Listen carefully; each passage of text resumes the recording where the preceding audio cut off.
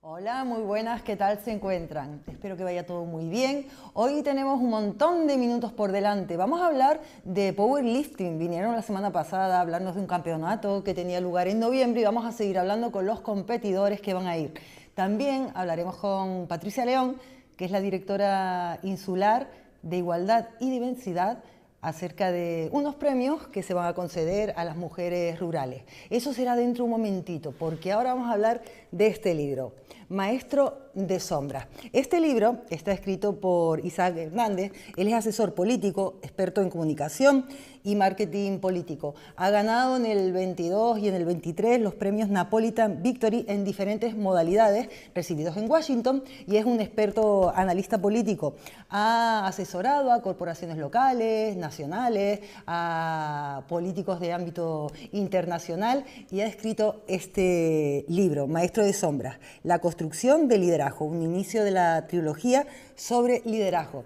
Isaac Hernández, que lo vamos a conocer un poquito mejor.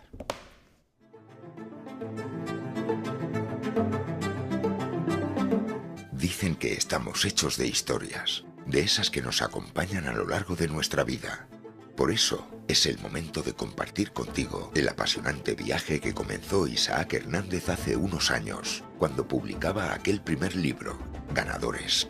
Aún se recuerda con emoción el nerviosismo de aquellos días y la pregunta de si su voz sería escuchada en el tumultuoso y difícil mundo de la política. Desde entonces, ha tenido el honor de trabajar con muchas personalidades políticas, algunas de las cuales ya forman parte de su libro personal y de su forma de entender el liderazgo político. Ver a sus clientes triunfar ha sido una de las mayores satisfacciones de su vida profesional. Ha sido una travesía llena de retos y sacrificios, y aunque haya pagado un costo personal, ha valido mucho la pena. Los premios internacionales llegaron como reconocimiento a muchos años de trabajo. Sin embargo, Isaac recuerda que más allá de los trofeos, lo que realmente tiene valor son las experiencias y las personas que llegas a conocer a lo largo de tu vida. Algunas de sus historias te aguardan en las páginas de Maestro de Sombras. El autor de esta nueva obra avanza hoy, mañana y siempre, con la esperanza de que su aportación a la política continúe ayudando a quienes crecen y trabajan por construir una sociedad mejor. Y, sobre todo, con la gratitud de haber tenido la oportunidad de hacer lo que realmente le apasiona, el marketing y la comunicación política.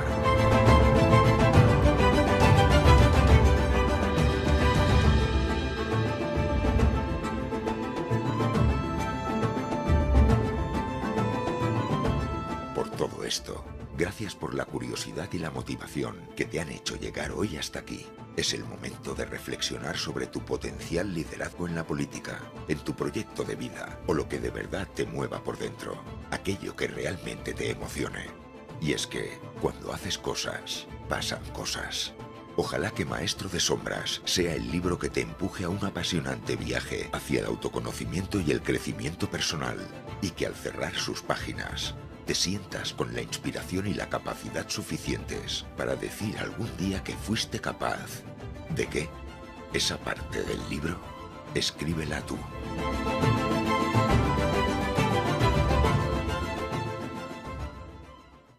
¿De qué fuiste capaz?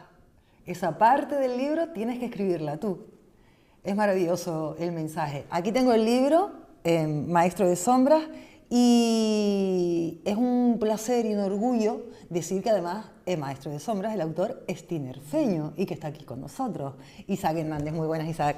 Muy buenas. ¿Qué tal? Oye, enhorabuena por el libro. Muchísimas gracias. ¿Qué tal? ¿Cómo estás? Pues muy bien, encantado de estar aquí por una vez cerca de casa, ¿no? Que siempre me toca estar bastante lejos. Que si en ¿no? Washington, que si en Colombia, que si en todas esas partes del mundo, Sí, pues ahora sí. en las Chafiras. Sí, muy bien, muy bien. La verdad que encantado de estar, ya te digo, en mi municipio además y encantado de participar un ratito aquí de Un placer. Tertulia, televisión, ¿no? Te agradezco muchísimo que hayas venido. Felicidades por el libro Maestro de Sombras. Te escuchaba decir en una entrevista porque ¿a qué se debe Maestro de Sombras? ¿Es que la política es una sombra? ¿Es que está oscuro? Pero Maestro de Sombras, claro, son los que trabajan en la sombra, los asesores políticos. Sí, siempre nos toca un poco estar en ese back office, ¿no? En la trastienda, pues un poco dando soporte para que pues, otras personas, otros mensajes, otros partidos, otros elementos de comunicación tengan más protagonismo, ¿no? No deja de ser una forma de expresar el título de un libro, pero la verdad que cuando me lo preguntan, pues un poco la línea va por ahí, pero también los políticos, muchos de ellos están en la sombra, hay mucha gente que estamos en la sombra, ustedes, los medios de comunicación también a veces están en la sombra, porque al final es la conexión del ciudadano con ese personaje público, ¿no? Y todo lo que lo rodea, pues no suele estar, digamos, presente en el momento más decisivo, ¿no? Hay gente que prepara un discurso para un meeting, hay gente que prepara una fotografía para que sea de impacto en un medio de comunicación y también en cierta forma están en la sombra, ¿no? Un poco viene esa combinación del título, pero la verdad que ha llamado muchísimo la atención, mucha gente lo pregunta porque también va asociado un poquito a ese mundo de misterio, ¿no? Las sombras de los pasillos del poder y estas cosas, ¿no? Pero bueno, el título se escribe o se define por eso, ¿no? Porque me considero una persona que está siempre detrás del protagonista principal, que no deja de ser el político. ¿Qué te hace, Isaac? Ya vemos que el libro está a la venta en un montón de países que lo pueden adquirir. En políticos y no políticos, los políticos sí o sí tienen que tenerlo, tienen que aprender, y los no políticos puede que también, ¿verdad? Porque pueden aprender un montón de cosas. ¿Qué es lo que te lleva, después de toda esa trayectoria, de haber asesorado, pues como dije, a corporaciones locales, insulares, nacionales, internacionales, qué te lleva a condensar, bueno, es una teología al principio, pero ¿qué te lleva a condensarlo todo en el libro? Decir, esto todo, y qué capacidad tuviste para simplificar las dos preguntas en uno, te lo hago, porque toda una experiencia,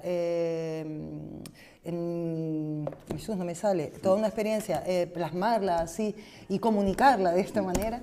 ¿Cómo ha sido todo ese proceso, Isaac? A mí siempre me ha gustado escribir. Este es el cuarto libro que llevo, ¿no? Entonces, todo parte con el primero que fue Ganadores, que aparecía en el primer vídeo que estaba ahí, ¿no? Me lleva a escribir básicamente esta trilogía, el hecho de llevar un poco más a la práctica la experiencia que he vivido en estos años con todos estos proyectos que he tenido la suerte de afrontar, ¿no? Pero claro, cuando hablas de campañas, o campañas políticas o campañas electorales, yo siempre lo sustento en una especie de trípode, ¿no? El primero es el liderazgo, el líder, el que va a llevar a cabo ese empuje de equipos, de medios de comunicación, de proyecto político en su lugar, en su pueblo, en su ciudad, en donde sea, ¿no? Por otro lado tenemos el día a día, que es la segunda parte de esta trilogía, que va a ser el arte de la guerra política, ¿no? Que es lo que pasa entre legislatura y legislatura, ¿no? Ese terreno entre que a que terminen unas elecciones va a empezar la otra, pues a ver quién coloca su argumento, su mensaje, quién se lleva el rédito político del día a día de cualquier sociedad, ¿no? Y por último, la parte final, que vuelva a ver la campaña electoral. Parece que fue hace mucho tiempo, pero dentro de muy poco estamos otra vez en campaña electoral. Han pasado casi 2 años de las últimas municipales, regionales y demás, aquí en Canarias y en España, ¿no? Entonces, digamos que lo que me lleva a publicar este libro en ese momento es por eso, las 3 partes de lo que entiendo yo que confrontan un proyecto político. El líder, la comunicación política y la campaña electoral. ¿Qué es más? ¿Qué peso específico tiene todo eso? Porque todo es súper importante, ¿no? Mira, todo es súper importante, pero yo le doy mucha importancia al liderazgo personal. De hecho, por eso es el primer capítulo de esta trilogía. Al final alguien tiene que dar el mensaje final, la gente compra gente, como dicen los americanos, el people by people. Tú puedes tener muy buen proyecto político, puedes estar arropado de muy buen equipo, de un buen partido, de contar con grandes medios de comunicación, pero la gente al final busca a alguien, busca caras visibles y por lo tanto yo le doy mucho protagonismo a ese candidato, al líder, a la persona que va a estar o a la lideresa que va a estar en el pueblo dando la mano al vecino, la que va a estar en un medio de comunicación, en un encuentro, en un canal de televisión y después ya todo lo que viene. Todo es importante, todo suma. Pero no olvidemos que el líder es el que tiene gran parte de la distribución de votos, ¿no? Un asesor, ¿qué le pide a un político para ser un buen líder? Un buen asesor, ¿qué características cree que tiene que tener un político, una persona para ser líder? A ver, esa pregunta famosa de si el líder nace o se hace, Sí, que muchas algo veces la llevan a cabo, ¿no? Mira, un buen líder al final trata de que sea alguien que tenga esa capacidad de contactar bien a la hora de hablar o encontrarte con alguien. Ese líder que es carismático, esa persona que tiene capacidad de negociar, esa persona que es capacidad de aceptar bien la crítica, ¿no? Esa rapidez y esa fluidez en la comunicación, ya no solo la verbal, sino lo que llama la no verbal, paraverbal, etcétera, ¿no? Tiene que tener un conjunto de elementos que sean plurales. Yo siempre digo también que el líder es como el símil en el mundo del pastor alemán, ¿no? Que dicen que no es el mejor en nada, pero el segundo mejor en todo, ¿no? Pues habrá perros que corran más, hay perros que guardan mejor las casas, ¿no?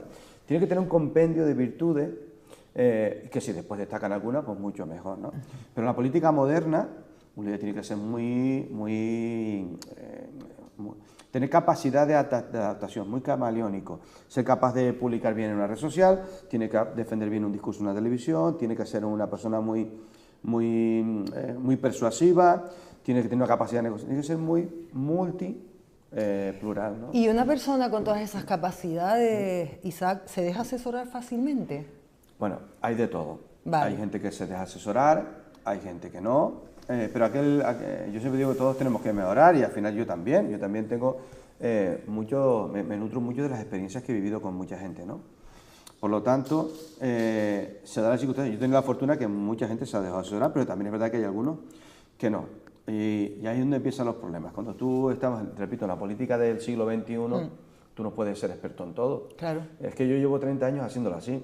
Sí, pero es que los medios han cambiado, las sociedades han cambiado en tu región, en tu pueblo, en tu ciudad. Estamos en un mundo mucho más plural, por lo tanto hay muchos tipos de población en tu entorno, por lo tanto es fundamental que el político al final sea, si no especialista en 2, 3, 4 cosas de las que te comentaba, dejarlo en manos del mundo de lo que se llama la profesionalización de la política. Tú no puedes ser un buen fotógrafo, pero también quieres ser una buena persona que graba vídeos, puedes ser una persona... Yo me redacto mis discursos, perfecto, pero y también sabes, no sé, motivar a tu equipo, por ejemplo, temas de coaching. Es que la política se ha diversificado tanto que al final tienes que rodearte de equipos. Y cuando te rodeas de equipos tienes que dejarte asesorar, ¿no? Yo sé que hay de todo, pero una pregunta que te voy a hacer. Como los asesores, como los críticos de cine, que en realidad dicen mucho, ellos querían ser directores de cine. Los asesores políticos, si saben tanto de política, y la mayoría, ¿no? Que son asesores, no son políticos en cargo, no quieren ser políticos, no quieren estar donde están. Si saben, y ¿me entiendes la pregunta que te quiero decir? Sí. Pero mira, es que no por ser buen asesor puede ser buen político. Claro. Al final el carisma se tiene o no se tiene, el liderazgo se tiene o no se tiene. Si quieres gobernar para la mayoría, tú tienes que vivir y ser y entender como la mayoría de tu pueblo, y al igual el asesor no lo es. De hecho, y claro, yo asesoro a gente que no está a lo mejor aquí, me voy a una ciudad fuera o en la península, y yo no formo parte de ese entorno, de claro. su vocablo, su forma de vestir, su forma de vivir. Por lo tanto, cada uno tiene que jugar bien su papel, ¿no? No los grandes jugadores de fútbol han sido buenos entrenadores, y hay gente que nunca ha jugado a fútbol y son grandes entrenadores de fútbol, ¿no? Entonces, esto viene un poco a ser lo mismo.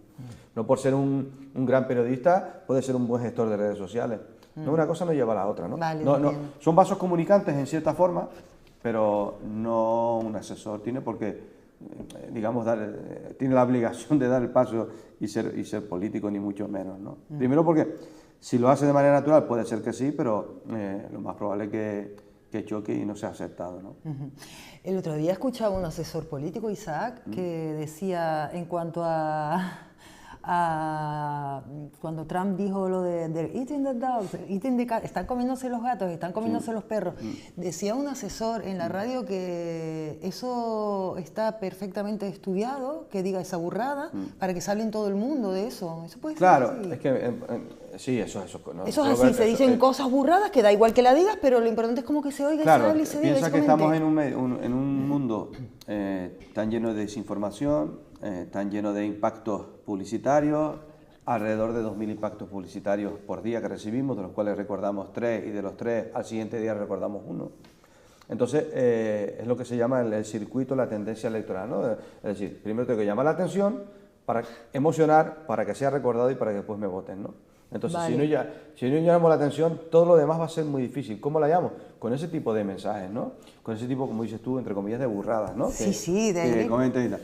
Pero claro, es que tengo que llamar la atención, tengo que ser disruptivo en la comunicación, porque con un mensaje llano, de poco impacto, previsible, pues ya no. Si tú preguntas a la gente hoy en día que recuerdan más de Ayuso en el último año, te van a decir lo de la fruta, te van a decir lo de la libertad, te van a decir lo del comunismo, no sé qué. ¿Y por qué? Pues con ese tipo de mensajes ella ha sido capaz de llamar la atención. Ahora después ya veré si me emociona, si yo quiero votar o no. Pero tenemos que pasar por esa primera fase. Tiene que abrirse esa primera puerta. Y ahí es donde esos mensajes lo consiguen, ¿no? O sea, que no sé, a mí me daría un montón de vergüenza que pensaran eso de mí todo el mundo, ¿no? Como Trump, que yo diga, se están comiendo los perros, los gatos, aunque sea una cosa así, pero después el mundo se te cae en sí. No sé, a mí me da un pudor. Sí, pero es que la política La política es otro rollo. No entiende de vergüenzas, entiende Ya. de conseguir gobernar y conseguir el poder. Y no debe ser a cualquier precio, pero lo cierto es que estamos en un mundo de competitividad total, ya no solo en el mundo de la sociedad Sí. económica, en el mundo del mundo comercial, estamos ya en el mundo de la competitividad política. Y ahí es el que, a ver quién consigue pues captar más nichos de votantes, donde no los tenía, mantener los que tengo. Hemos entrado en el mundo del famoso marketing político, entonces, y no es malo, al final es conseguir adaptar mejor tu mensaje a lo que la gente quiere y necesita. No tiene por qué ser negativo. Y ahí es donde entra en juego tengo que llamar la atención. Y a partir de ahí empezamos a hablar, ¿no? Es curioso porque la mayoría de la población piensa, va, pues es idiota, dijo eso, es idiota no, tienen un equipo detrás Claro, impresionante. claro. Bueno, vamos a hablar un momentito de Estados Unidos, que son las elecciones ya Sí. dentro de nada.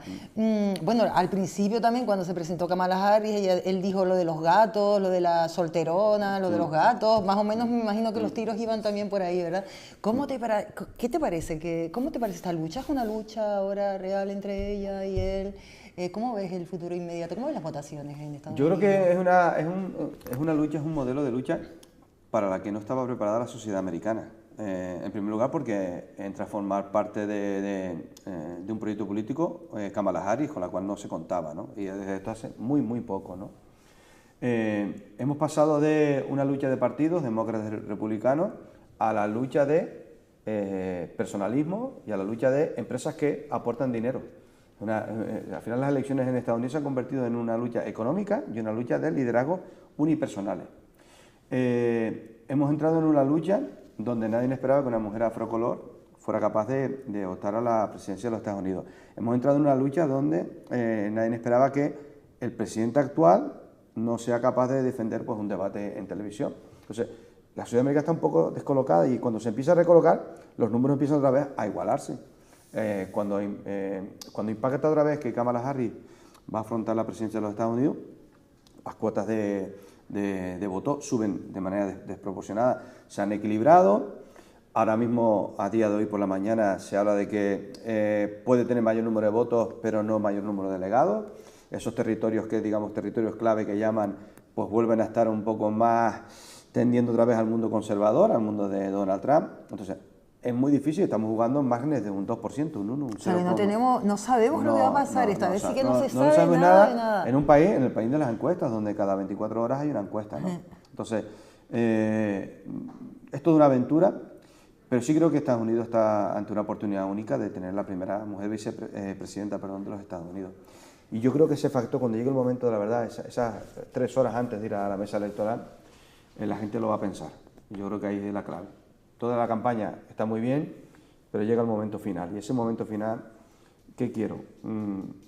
Y yo ahí creo que el factor mujer va a jugar un papel decisivo. ¿Jugó aquí en el Cabildo de Tenerife? Me imagino que jugará sí, en pero aquí Estados hemos Unidos. tenido otras personalidades más metidas en espera, tú decías ser mujer para mal. Sí, no. ¿Para mal o para bien? O sea, ¿para votar o...? No lo sé si para mal o para bien. Ah, vale, pero que es un factor que es factor decisivo. Yo creo que sí va a ser un factor tanto decisivo. para votarla como para no votarla. Para votarla como para no votarla. Ella coge un núcleo de población de votantes que no lo tenían, con Biden, la gente más joven, el voto de color, voto incluso latinoamericano. Entonces, con ese escenario no contaba Donald Trump. Y yo creo que de ahí vienen todas estas llamadas de atención, digamos, extravagantes, ¿no? Dan cuenta que lo han intentado asesinar 2 veces. Una de ellas dicen que sí fue un montaje, ¿no? Al final es Estamos en el mundo del marketing, de los fuegos artificiales, de la luz, del colorido, del ruido. Y ahí Donald Trump se mueve muy, muy bien, ¿no? Hasta Feijóo tiene ahora Coldplay en los mítines, ¿no? Sí. Mira, Bueno, vamos a ver en Estados Unidos lo que sucede. Estamos ahí porque sí que es importante lo que sucede. Y dice, no, eso nos queda muy lejos. No. No nos queda lejos. No, tú piensas que en televisión, hoy en día, en radio, en los medios tradicionales, siempre Estados Unidos está colocado ahí. Siempre. Al final siempre nos afecta de una manera o de otra. En todos en las políticas, en las guerras, en la economía, en todo. Entonces, la gente vive un poquito como diciendo, no, eso está muy lejos o no me importa. No, cuidado porque lo que ocurre en Estados Unidos a ti te va a acabar afectando, ¿no? Y así que vamos a ver qué ocurre. Ya en el libro yo lo comentaba y es que digo que a veces me pueden llamar ventajista, pero es que hace un año yo escribí ahí de Kamala Harris, ¿no? Ah, ¿en serio? Sí, está ahí, sí. ¿Qué decías? No te acuerdas dónde está, ¿no? Sí. A ver si lo veo. ¿Y qué decías de Kamala Harris aquí en el libro hace un año? Bueno, habrá que leerlo. ¡Ay! Habrá que leerlo, ya me dejaste con las ganas. Sí. A ver si lo veo en el índice. Bueno, ya lo veré luego. Por otra parte, todo ese juego que existe, ¿no? De todas esas cosas que se hacen, esas estrategias políticas y demás, está el mundo político, pero después está la gente que va a votar, que algunos serán más afines y estarán más cercanos a partidos políticos, sabrán más, y otros no tienen ni idea. Y lo único que ven es a los políticos peleándose, esa crispación y esos aplausos, y ahora te aplaudo yo, y están, señores que están ustedes ahí que tienen que trabajar, la gente está un poco cansada de eso también, ¿no? Entonces no sé si todo lo que hace, si eso le beneficia al político o no le beneficia, o por el contrario quieren captar su atención. Al ser humano le va el movimiento, le va el ruido. En España, ya ni te digo, los programas de la prensa al corazón llevan años en televisión copando las mejores cuotas de audiencia, porque en España somos un país de rumores, de conspiraciones, el latino de por sí le gusta la salsa en el mundo de la sociedad, ¿no? Y en la política, pues más todavía. Beneficia, yo siempre digo que beneficia porque al final estamos en un mundo de emociones. Beneficia. Y beneficia porque al final es más el cómo lo dices que lo que dijo finalmente. Si tú le preguntas a la gente cuál es el programa de gobierno de todo un país, pues la gente no lo sabe. De hecho, no lo saben ni los propios de los partidos políticos, ¿no? Porque estamos en el mundo de la selección de personal. Por eso decía que esto no es un debate de ideas. Esto se ha convertido en una selección de personal. Qué bien lo dijo, qué bien lo hiciste, qué guapo estabas, qué fea no sé qué, qué bien te vi decirle aquello, oye, que hay que entrarles más duro, no sé qué y tal. Yo quiero pensar también que hay un fondo y ahí detrás una parte, digamos, intelectual de la política, que alguien de verdad se sienta a decir qué modelo de pueblo, qué modelo de ciudad, qué modelo de país quiero, ¿no? En una temática, en igualdad, en economía, en turismo, en lo que sea. Pero lo cierto es que ahora mismo es más noticia, y ahí tiene mucho más que ver los medios de comunicación, el cómo se hizo algo o cómo se dijo algo, que lo que realmente dijo. Y ahí es donde juegan el mundo las emociones, y por lo tanto ya se conoce que si la gente se mueve por emociones, pues al final genero más ruido de esta manera o lo genero de otra, ¿no?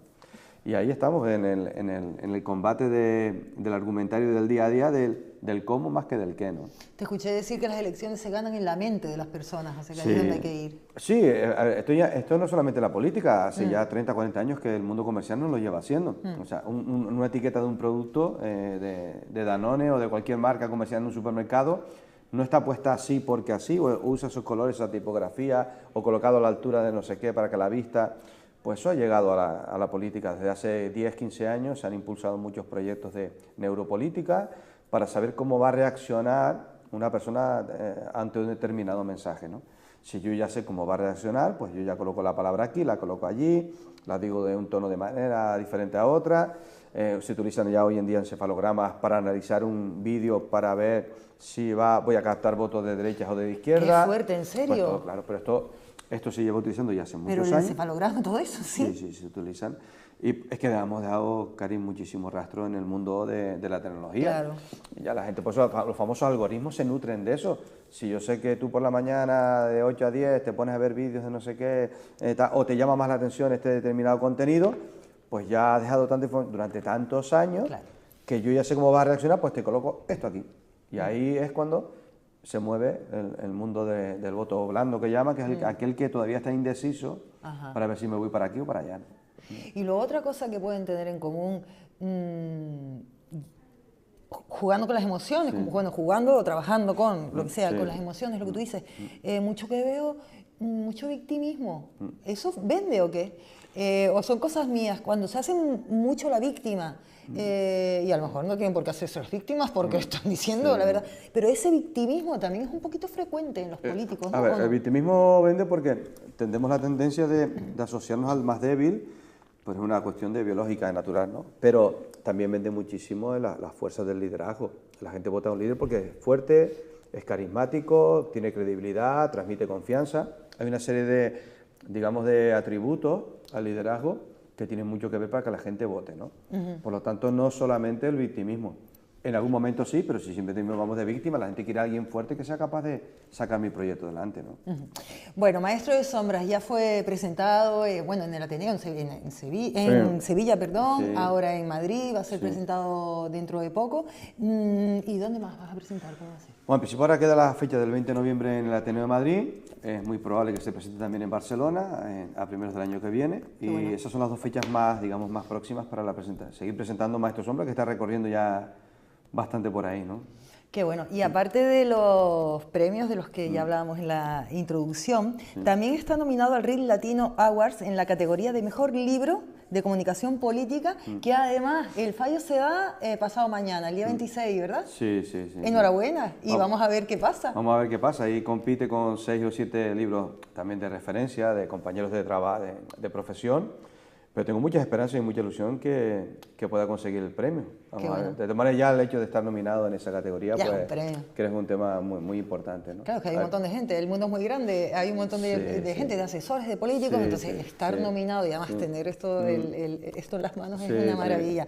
Te quería preguntar por Bukele, por Milei, por Maduro, por Feijóo, por Pedro Sánchez, por Ayuso, por Rosa Dávila, te quería preguntar por un montón de gente, pero eso no fue el tema, por las guerras, te quería preguntar por todo eso, pero eso no fue el tiempo. Pero ya antes de finalizar, un dato que sí es importante, porque ya que estamos hablando tanto de los pseudomedios, de la falsa información, de las redes, le escuché a Isaac en una entrevista decir que en la intención de voto, el 40%, si me equivoco el porcentaje, me disculpan, él me corrige, el 40% es el partido, bueno, ahora no los tengo apuntados, sí, yo lo tengo aquí, el 40% es el partido, el 20% la persona, el 15% el equipo, el 15% los medios de comunicación convencionales, que hasta ahí, bueno, y las redes, o los pseudomedios, como quieran llamarlo, el 5%, es el 5%, que parece que no, que lo dices en las redes y ahí ya se va a hundir el mundo.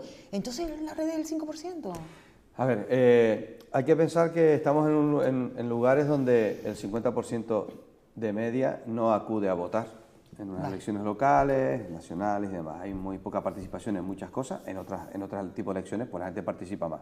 Pues de la gente que participa, se ha hecho un estudio a nivel nacional que se le hizo una pregunta a la gente, ¿por qué votas?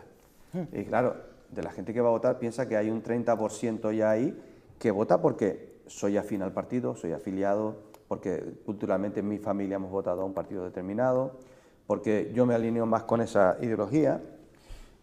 Por lo tanto, tiene mucho sentido que siga teniendo mucho peso el partido, aunque la gente diga, no, es que el partido... No, tiene mucho peso, tiene mucho peso. Después, claro, el candidato, ese porcentaje que está ahí, es un 20%, entonces entre el candidato y el partido se llevan el 60% del 50% de la gente que vota. Y cuando empiezas digamos, a desgranar la intención de voto, pues las redes sociales se llevan el 5%, pues es así. Eso no significa que después lo vi en la red social, ya me lo planteo y entonces si el partido me interesa o no, le doy el voto. O porque lo vi en las redes, pero yo siempre he votado al partido X y entonces lo voto a esa, ¿no? Pero al final estamos en un mundo de estadísticas y eso lo saben muy bien los partidos políticos y se trabaja en esa línea porque si fuera por el ruido mediático de las redes sociales, donde hay millones y millones de impactos todos los días en Twitter, en Facebook, en Instagram, pues entonces la participación sería del 3000% y no lo es. Entonces la gente va mucho a las redes a desfogarse, a soltar su opinión sensata o insensata, pero a la hora de yo tengo que ir a votar, ese es el reparto que se ha dado hace un año. Dentro de poco van a salir otros datos en esa línea, y al igual dentro de un mes te estoy diciendo otros, ¿no? Pero lo cierto es que ese ha sido el reparto en el año 2023, ¿no? Vaya. Isa, muchísimas gracias, que vaya todo súper bien. Vamos a esperar a ver si pasado mañana tienes ese premio, no, que ya lo tienes de todas formas. Enhorabuena por el resto de los premios, y yo sé que tú estás viajando y siempre para allá y para acá, y que no estás mucho aquí, pero bueno, como estamos cerquita de tu municipio, cuando estés por aquí con Tenerife, si nos cuadra un día, tú puedes volver. Sí, yo vuelvo por aquí, hablamos Pues te un lo rato. agradezco. Nada. Muchísimas gracias, Gracias Isa. a ti. Muchísimas gracias. Y nos vamos a quedar con un mensaje muy bonito de Maestro de Sombras, precisamente lo que dice al principio y lo que dice Isaac. Si hacemos cosas, pasan cosas.